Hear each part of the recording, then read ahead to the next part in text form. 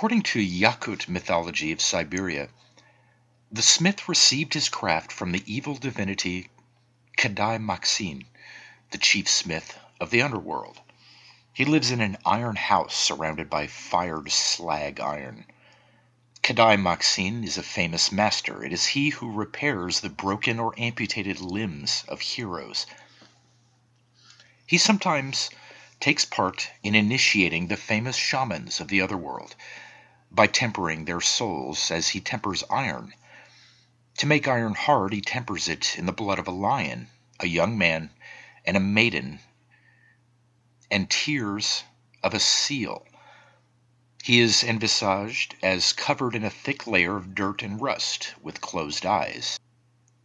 It takes 8 men above and 8 below to pull his eyelids apart so that he can see.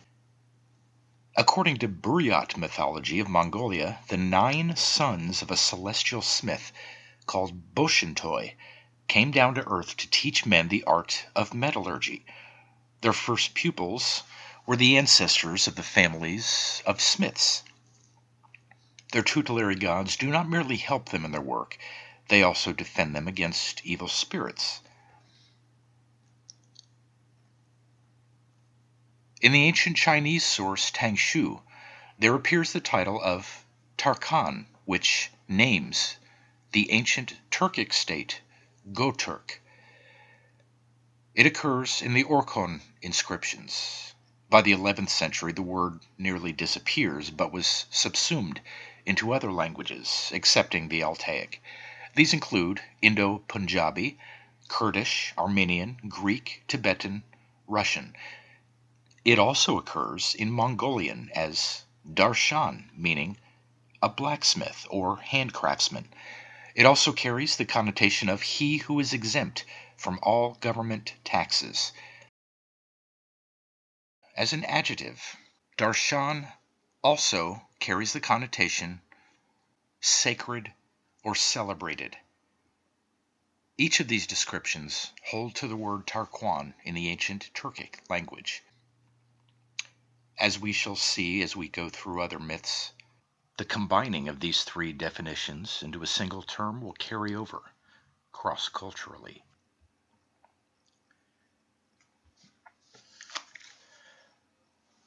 Ptah, Egyptian god of architecture, arts, crafts, masonry, and metalworking. In the words of historian and researcher Mustafa Gadala, the earliest known supreme Egyptian god Ptah was the cosmic shaping force, the giver of form, a smith. Ptah is the patron of crafts, trades, and the arts. Ptah's counterparts on earth are the smiths, who are highly revered and sometimes feared because of their supernatural powers in handling, controlling, and manipulating the 4 elements of creation. These 4 elements are always present at the smith's forge: fire, the air of the bellows to tease fire, water to tame fire, and earth as the provider of raw materials. Ptah was one of the triad of Memphis, along with Sekhmet or Bast and Nefertum. When Memphis became the capital of Egypt, Ptah became the ultimate creator who made everything. He was given the epithet, he who set all the gods in their places and gave all things the breath of life. He was worshipped throughout all of Egypt, but his primary cult centers were in Memphis and Heliopolis. He's often described as an abstract form of the self-created one who made the universe either by the wish of his heart and by his tongue. Alternatively, you could argue that he was more directly in control of creation than either Ra or Atum.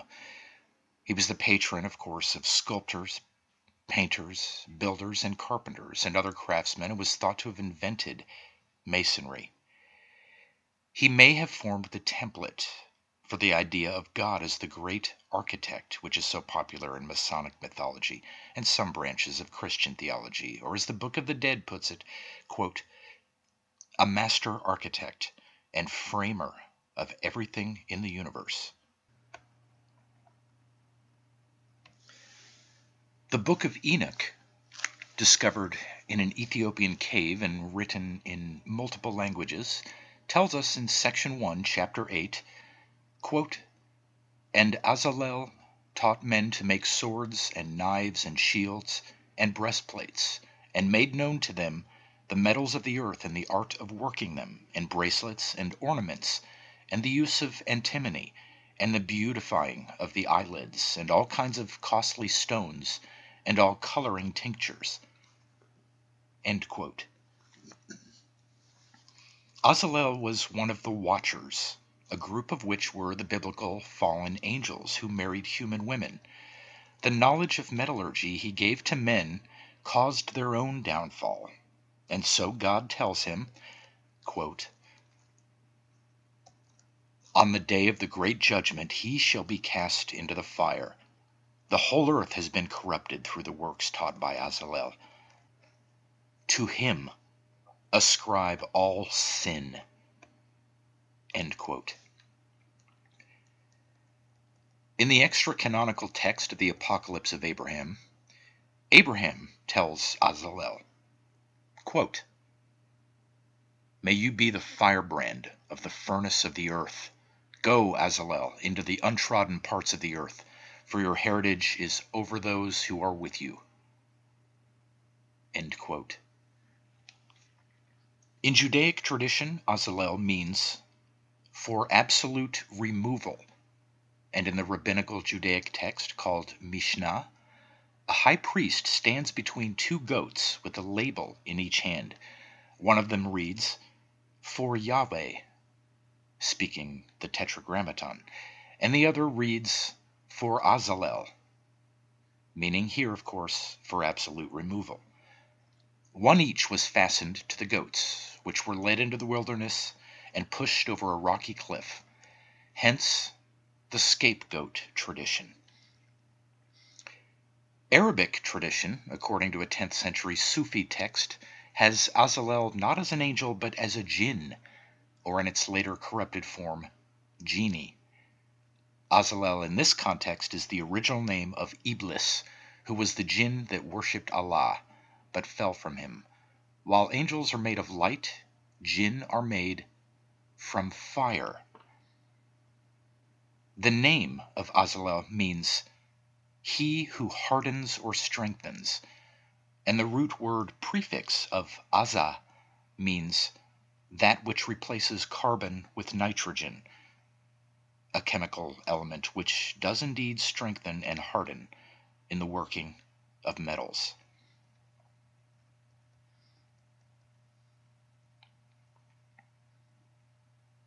Goivniu, also known as Boivniu, is a master smith of ancient Ireland's Tuatha De Danann. The Welsh variant found in the Mabinogion is Gofanan or Govanan. The name derives from the Irish Gaelic Gova, meaning divine smith. It is said that he could forge a weapon with only 3 blows from his hammer. He has 3 brothers who often work together to forge the weapons of the gods, with each one making a part of the whole.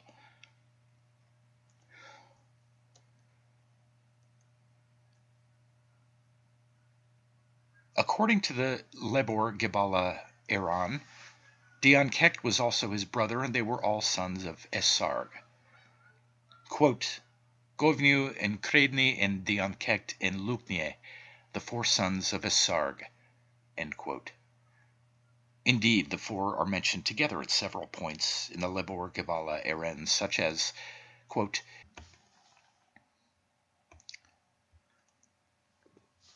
"In Nuitha's company were the craftsmen, Goivniu the smith, and Credni the wright, and Luigni the carpenter, and Diancecht the leech." End quote. Crenia was the goldsmith brother of Goivniu, also specializing in brass and bronze. He is not to be confused with the Irish warrior of the same name. In another portion of the Lebor Gabala Erin, Goivniu says, quote, "Though the men of Erin bide in the battle to the end of 7 years, for every spear that parts from its shaft, or sword that shall break therein, I will provide a new weapon in its place." No spear point which my hand shall forge, saith he, shall make a missing cast. No skin which it pierces shall taste life afterwards. End quote. In later Irish mythology, Goibniu became Govan Shair, a smith and architect of the fairies.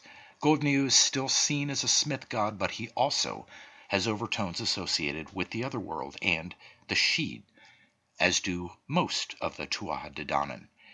He could be called on to heal injuries caused by bladed weapons and possibly also by other weapons, and might be called in conjunction with his two brothers by those who create with metal.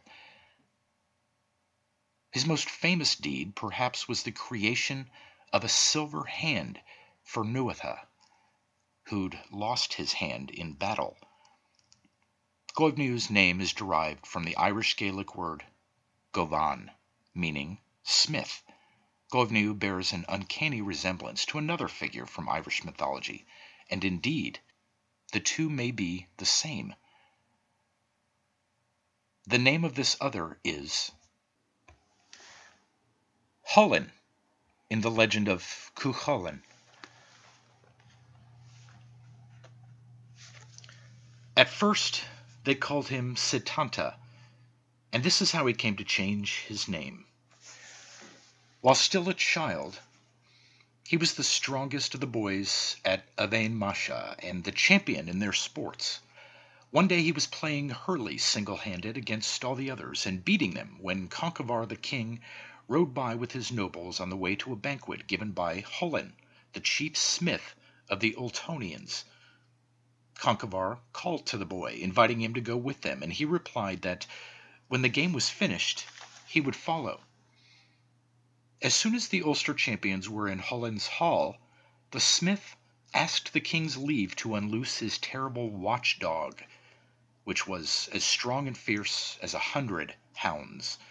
And Conchobar, forgetting that the boy was to follow them, gave his permission. Immediately the hound saw Setanta coming. It rushed at him, open-mouthed, but the boy flung his playing ball into its mouth, and then, seizing it by the hind legs, dashed it against a rock till he had killed it. The smith Hulin was very angry at the death of his dog, for there was no other hound in the world like him for guarding a house and flocks. So Setanta promised to find and train up another one, not less good, for Hulin, and until it was trained, to guard the smith's house as though he were a dog himself. This is why he was called Cuchulainn, that is, the Hound of Hulin. And Cathbad the Druid prophesied that the time would come when the name would be in every man's mouth. In time, it was. We don't know much about Hulin the Smith himself, from whom he acquired that name, but it is significant that this is the event which sets the stage for one of the most beloved heroes of Irish legend, when Setanta became Cuchulainn, the Hound of Hulin. Sethlans, also known as Mulciber, is an Etruscan metalworker, lightning god, and patron deity of the metalworking coastal city of Populonia. Sethlans was the god of fire, the forge, metallurgy, and by extension, craftsmanship in general. He is one of the indigenous Etruscan gods. In Etruscan arts, Sethlans may be identified by his tools, the hammer and tongs of the blacksmith, and by the pileus, or conical cap, he wears. He is a prototype of both Vulcan and Hephaestus.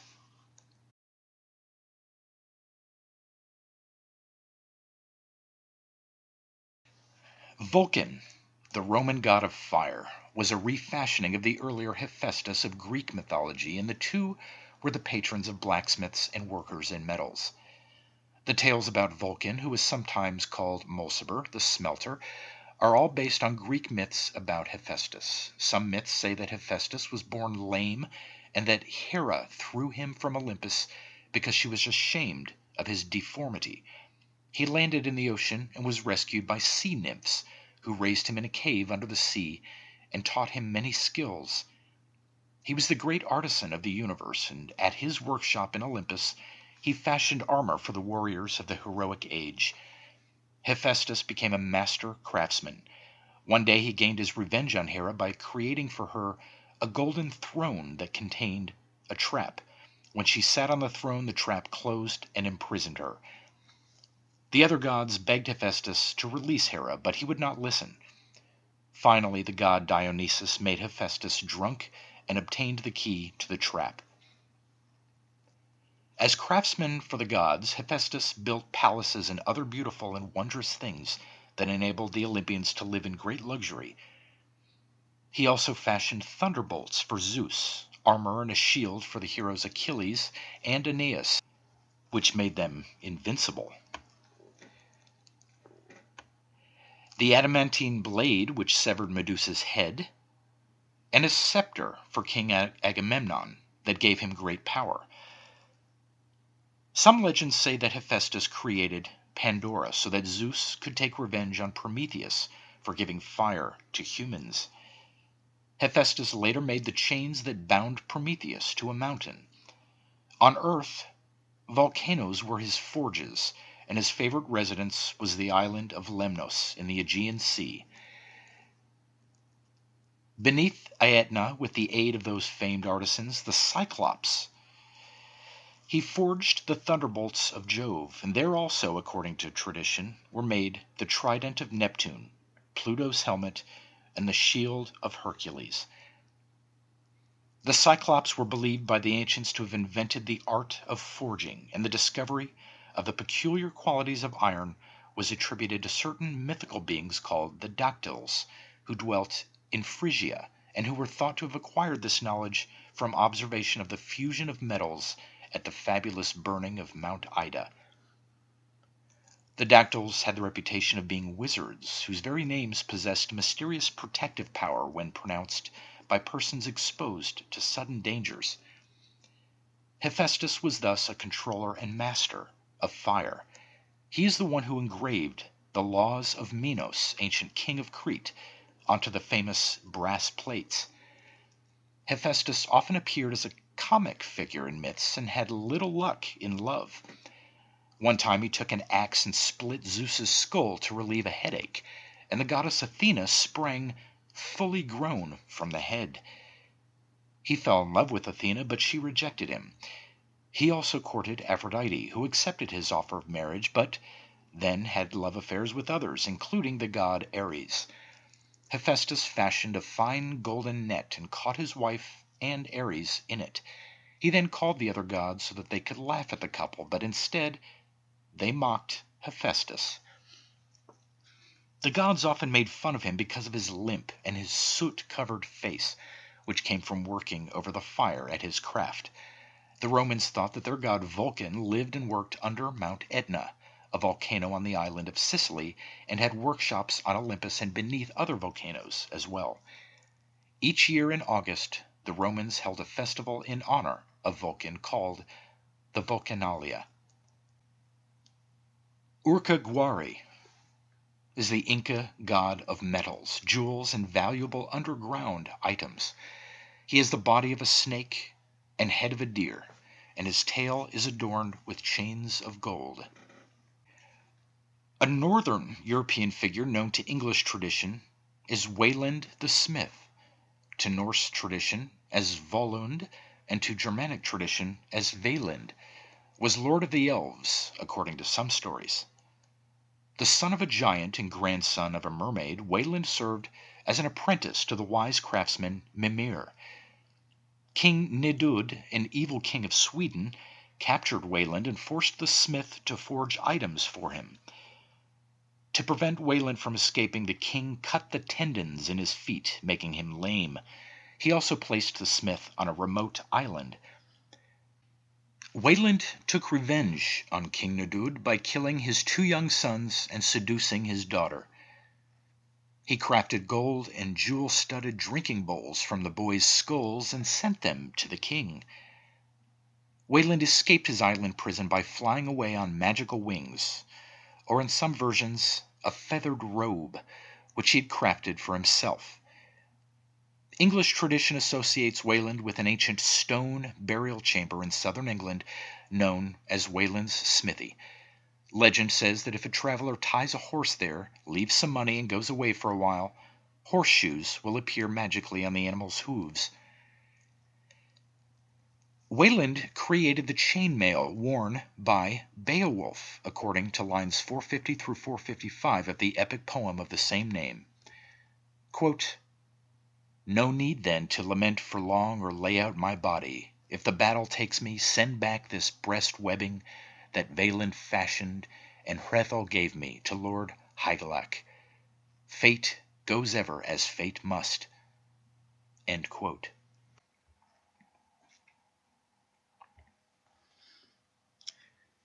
In a Bakongo legend, in and about the sub-Sahara coast of West Central Africa, we have a tale entitled Why the Chief of the Smiths Was Unable to Create Human Beings.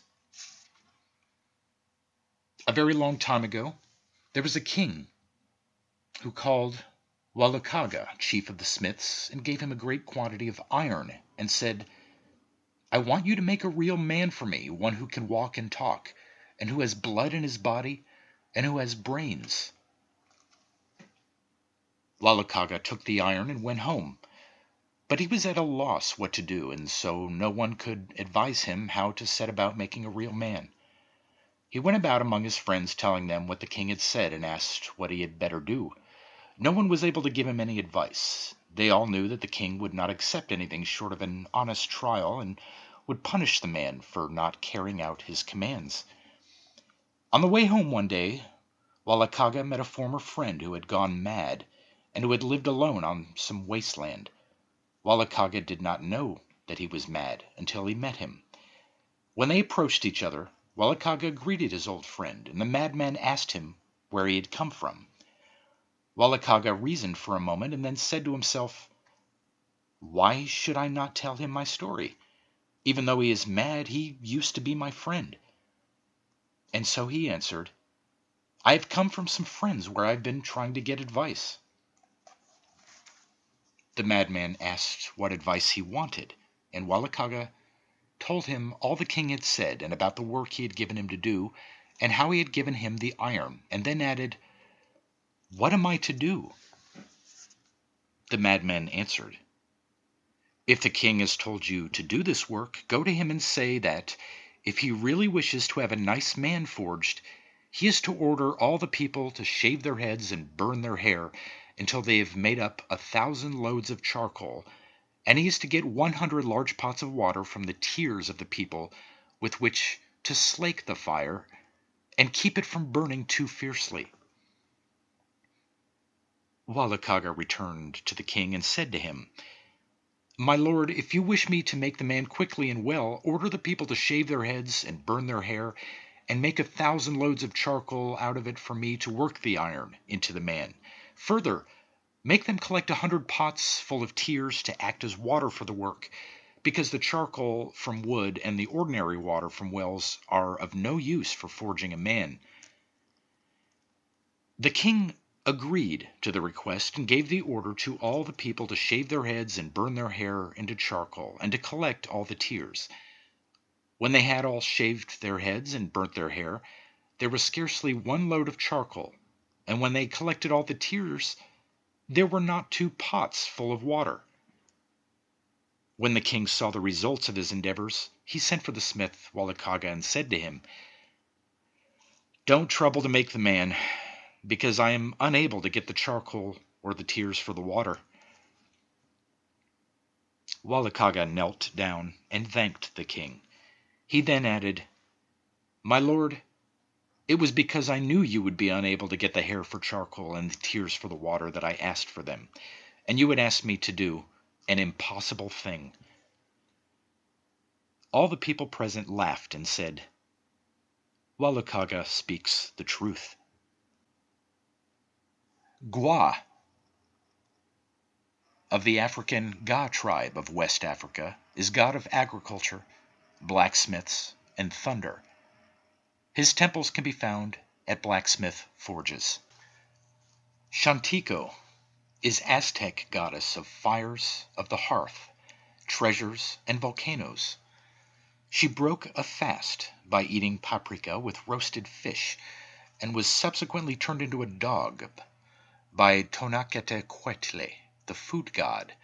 Chantico has red serpent accessories and a crown of poisoned cactus spikes. Pleasure and pain together are her essence. She lives in fire and rules over the air.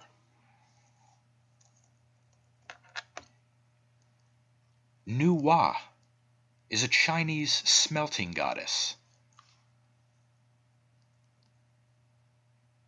often depicted with a snake's body and a human head, who recreated the world after an immense cataclysm. She shaped the first human beings out of yellow clay, then grew tired, dipped a rope into the mud and swung it around. The blobs of mud that fell from the rope became common people, while the handcrafted ones became the nobility. In one of her myths, the water god, Gong Gong, smashed his head against Mount Buzu, a pillar holding up the sky, which had collapsed and caused great suffering. The earliest of her myths, Lezi, describes Nuwa as repairing the heavens after a great flood. Demons, one of which was the aforementioned Gong Gong, had fought each other and broken the pillars of heaven, and she worked unceasingly to rebuild them by melting and refashioning the 5 colored stones. From these tempered stones she made the new heavenly pillar of the rainbow. She's associated with the matriarchal tradition and believed to be possibly the first creative female goddess. Tablets from the Han dynasty refer to her, along with her husband Fuxi, as the parents of humankind. Another Chinese god of smiths and forging arts is Pinho, known as god of jewelers and jewelry.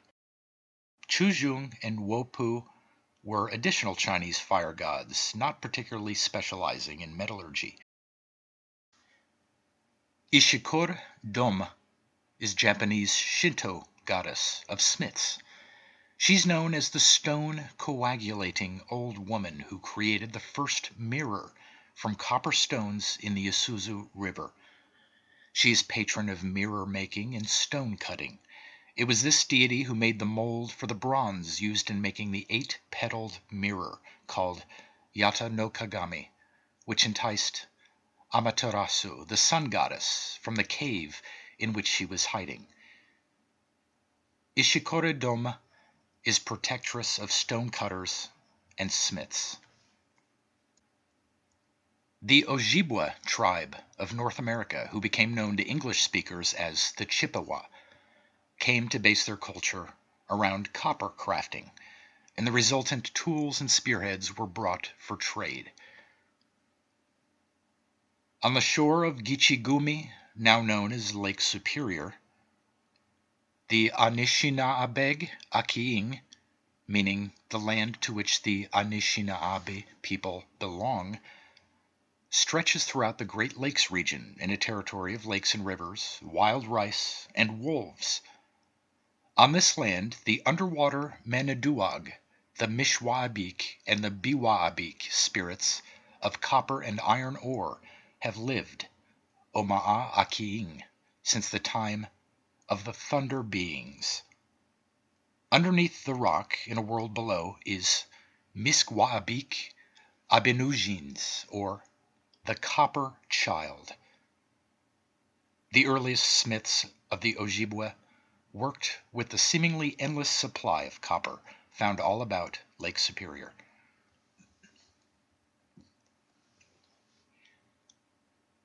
Svarog the smith is father of the sun. He's the sun and fire god, originally the supreme god of the Slavic pantheon.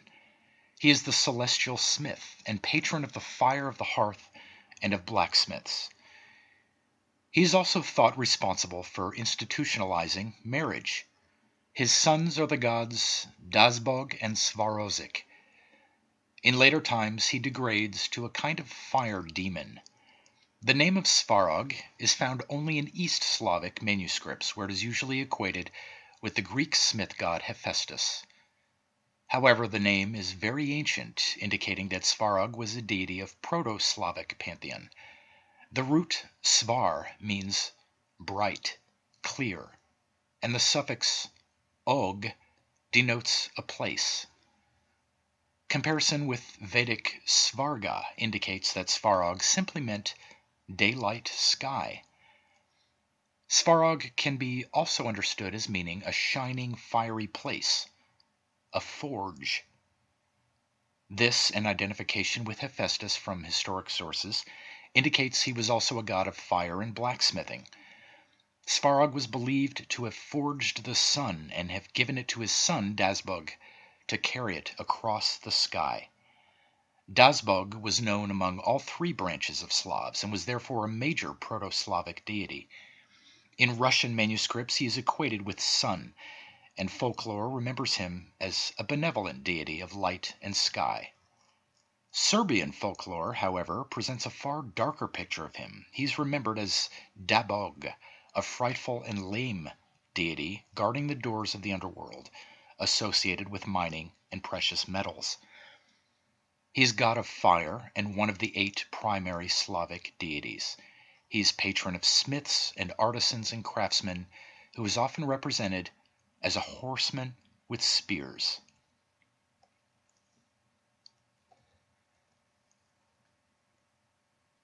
Lohasur Devi is a Hindu goddess of iron forging. Among the Dravidian Agaria peoples of India, the tribal occupation is that of iron smelters, and the deity is Lohasur Devi, the goddess of iron, who is worshipped with sacrifice of a she-goat. In Mirzapur, this mother goddess, Lohasur Devi, is given special reverence as she presides over the smelting furnace.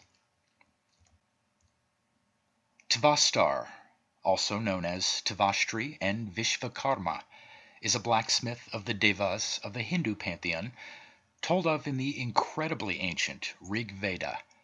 He is a creator and sun god and father of Indra. Acting as artificer to the gods, he made Vajra, the thunderbolt. He also forged Shiva's trident and the magic bowl perpetually full of soma. Among his titles is Divine Builder, and he is also credited with the creation of living creatures on earth. As the creator of all living forms, both human and animal, Tvastar is the energy manifested in generation and birth. His tools are a ladle, 2 lotuses, and Homajakalika, a mysterious fire device.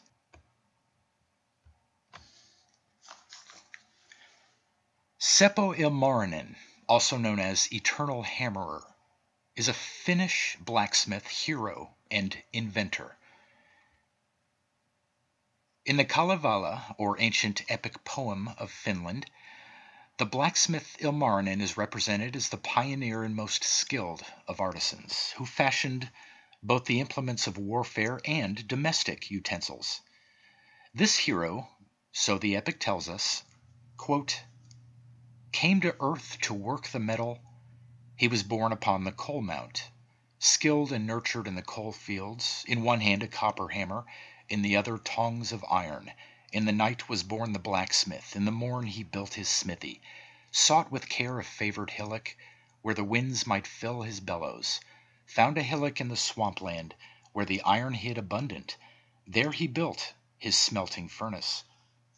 End quote. The Kalevala's 27th rune, titled Ilmarinen's Bride of Gold, tells us, quote, Ilmarinen, wizard forgeman, works unceasing with his metals, molding well a golden image, wife of molten gold and silver. But the workmen fail their master, faithless do they ply the bellows.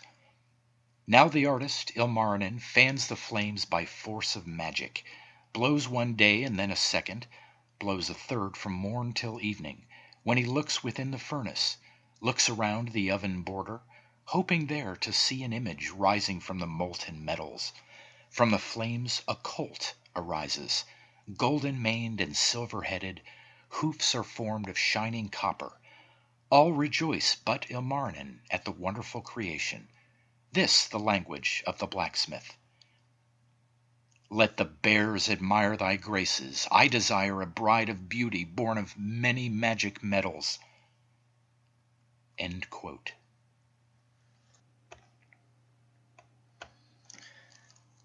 Metallurgical gods and goddesses to be found in Sumerian and Akkadian literature are Gibil and Guskinbanda, who manufacture the metalwork for decoration of temples. Also, the consort of Nergal, called Mamitum, and at times shortened to Mama or Mami, and her title is Female Foundry Worker, Kurkuratu of the Gods, in two separate Babylonian hymns, and her Sumerian equivalent, Ninhursag, the fertility goddess, shares Mama's epithet of Female Foundry Worker of the Gods. Nin-Agal was the Sumerian god of the forge and patron of smiths. His name means Lord Strong Arm. He makes tools by chewing copper. In the Epic of Era, Adapa was the first of 7 antediluvian sages sent by the great Akkadian god Ea to bring the arts of civilization. The Sumerian Meh. It should be noted that Ea's Sumerian predecessor and model was Enki.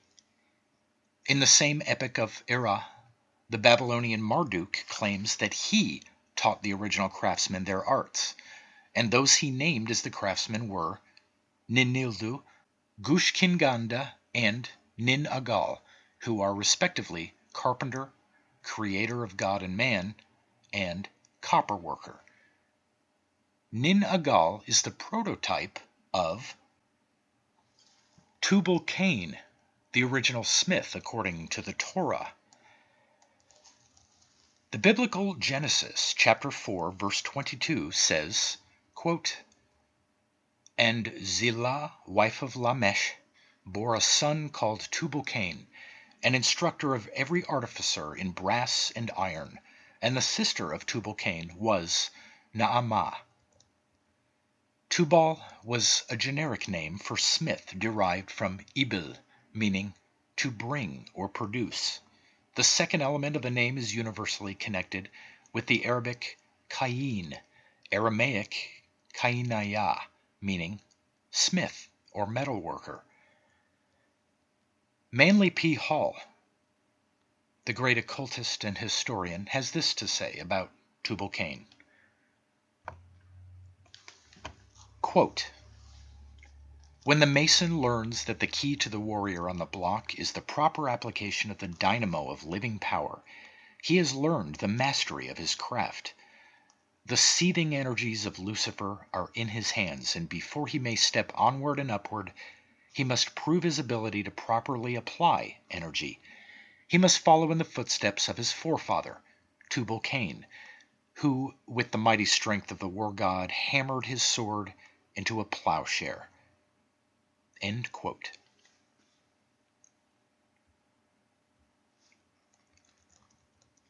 Ogun is the iron god, Orisa, of Nigeria's Yoruba tradition. Ogun is a powerful, fierce warrior who defends his people and fights against injustice. Ogun has the intelligence and creativity to invent tools, weapons, and technology. He is the father of civilization in many ways, for it is by his strength that the path from Orun, or heaven, to Aye, or earth, was cleared so that humanity and the Orishas could come to earth. It was his tools and labor that cleared away the wilderness to build cities, homes, and roads. He is the cutting edge of the knife and as such is often misunderstood. The knife can be used to kill someone or to save someone in surgery. Such is Ogun's nature.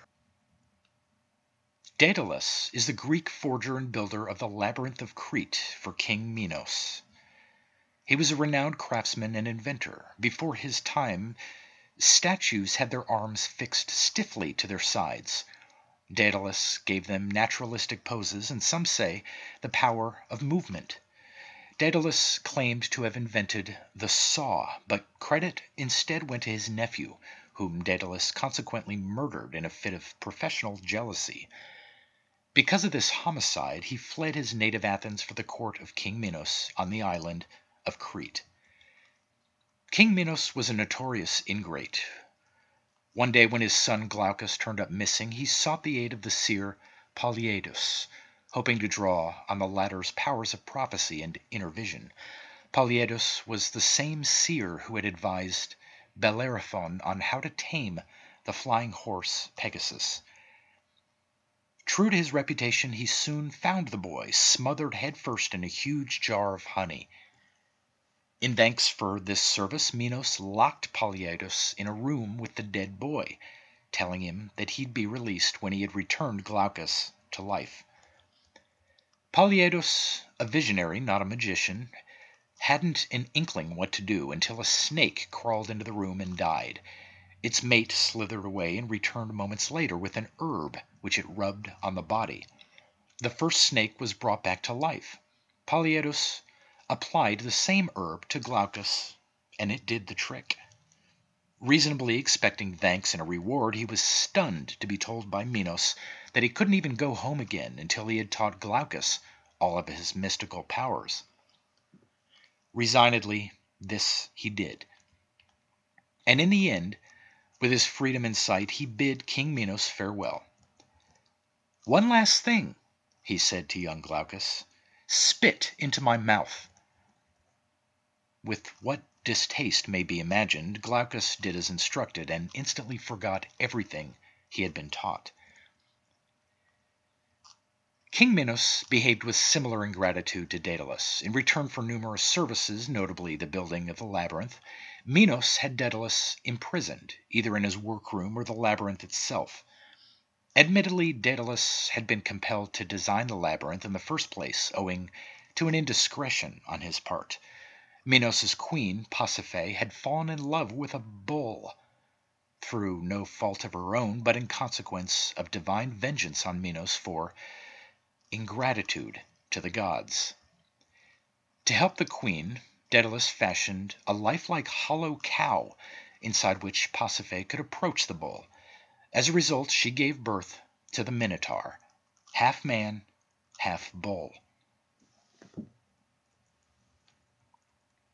The labyrinth was invented by Daedalus in order to confine the Minotaur, and some say Pasiphae and her accomplice. But there was no cooping up a genius like Daedalus. Having been locked up in his own architectural masterpiece, the great inventor knew better than to attempt the portal. Naturally, Minos had placed this under heavy guard, knowing that if anyone could negotiate the twisting passages to the exit, it was the creator of the labyrinth himself. So Daedalus gave thought to other means of escape. Minos had been kind enough to provide him with a room with a view, looking out over the Cretan landscape many stories below. The king was quite confident that his prisoner would not be leaping to his freedom. What he had overlooked was the probability that the caged bird might fly.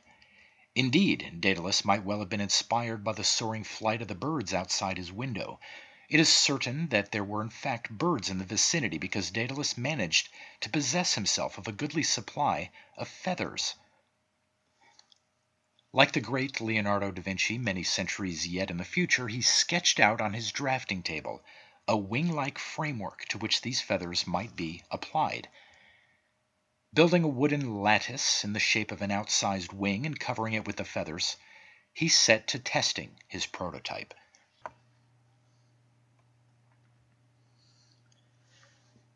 It must have created quite a stir in the dank passages of the labyrinth when Daedalus began waving this monumental feather duster around.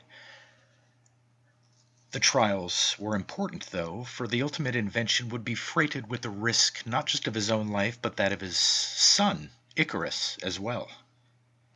Firminus had wickedly imprisoned the guiltless boy together with his father. At last, the day was at hand to take to the skies. As he attached one pair of wings to Icarus and another to himself, Daedalus cautioned his son repeatedly.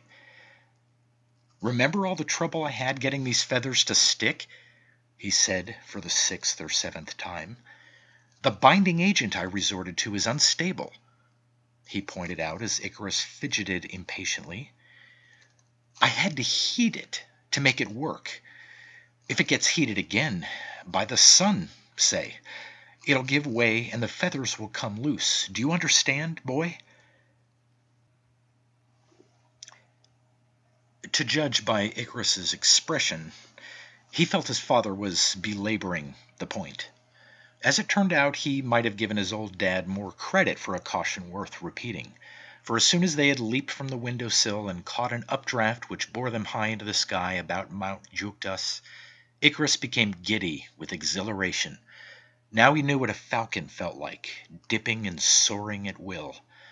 Perhaps with some notion of going down in the annals of aviation with the first high-altitude record, he started flapping with a vengeance, and as he climbed into the thinner air aloft, the sun's proximity began to work, as Daedalus had anticipated. The feathers came loose, and Icarus plunged headlong into the sea, which, scant consolation, henceforth bore his name. In the Shahnameh of Persia, translated as Epic of Kings, written by the 10th century poet Ferdowsi, we have the first literary appearance of Kaveh Ahangar. Kaveh, a working-class blacksmith with nothing more than a brave heart and the support of his people, is the hero who ended the reign of the evil king Zahak and destroyed him. Zahak had been drinking the blood of young Persians at the advice of a devil, and had long held a secret fear of Kaveh Ahangar due to a prophetic dream he had of being defeated by him. When that moment arrived, Kaveh took off his leather apron and put it on top of a long metal pole to make a flag out of it. This flag was called the Darafsh, the flag of freedom that sentenced the guilty monarch to life in the mountains. The word Kaveh means royal in the Zoroastrian language of the Avestan.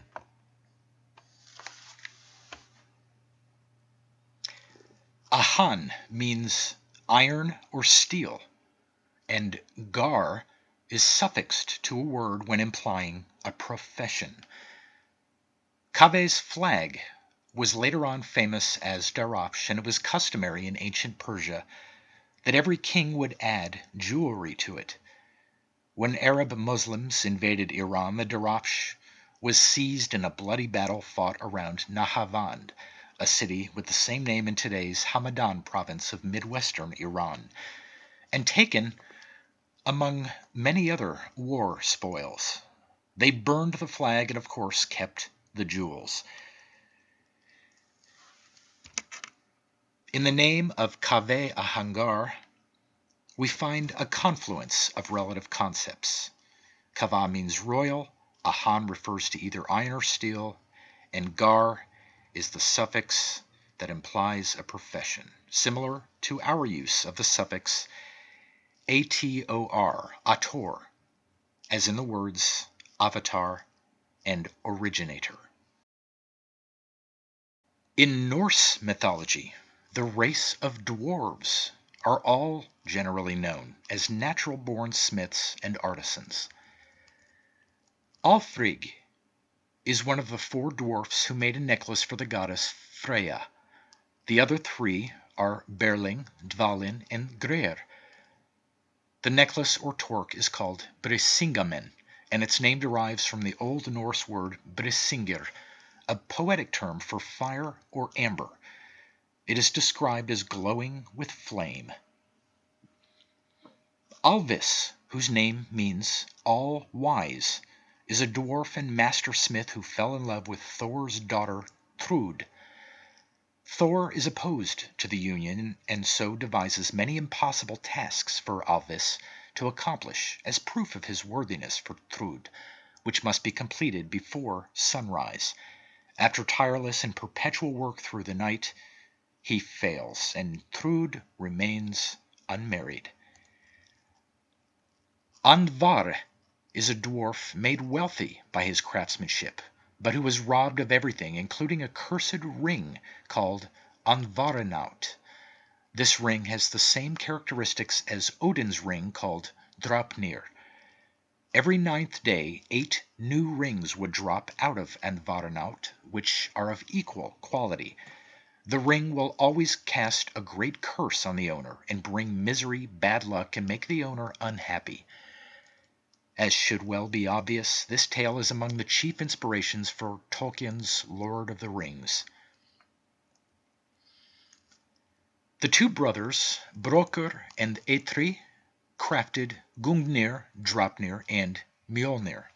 Gungnir was the spear of Odin, with runes etched into its edge. Draupnir, his ring just discussed, and Mjolnir is the hammer of Thor that can pulverize mountains.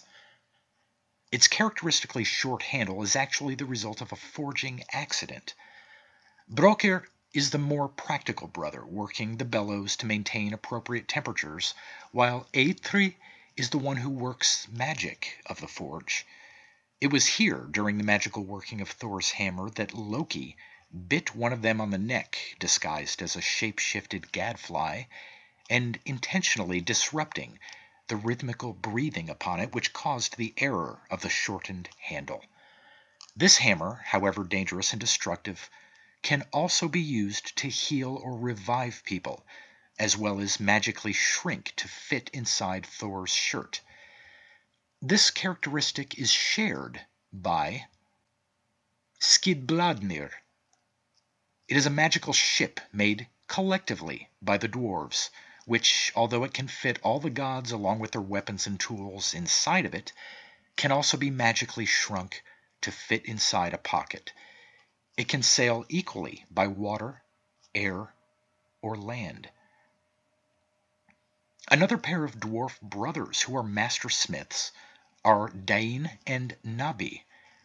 Together they created a magical boar called Hidisvini. Dain made a sword called Dainsleif, which, like the ring Andvarenaut, is cursed. Once drawn, it cannot be returned to its sheath until it has killed. Its wounds never heal, and its swifter, harder blows never fail to kill. Of his brother Nabi, relatively little is known. The horseshoe comes to us as a symbol of the more beneficent aspects of blacksmithing. Smith is from the Old English word smythe, which shares a meaning with smite, both of which mean to strike with a firm blow. Smite and its root of smit can also mean to be strongly attracted to something or someone, as in our modern word smitten.